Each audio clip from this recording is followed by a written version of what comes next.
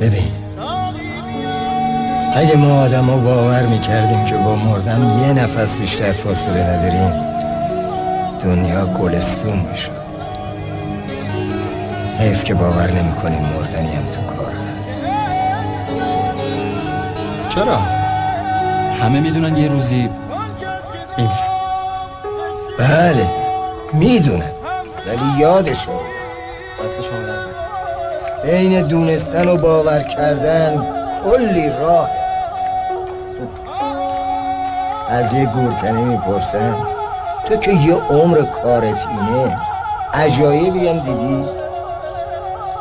میگه عجیب تر از این ندیدم که 80 ساله دارم گور میکنم، اما هنوز باورم نمیشه که یه روزی خودم هم میمیرم.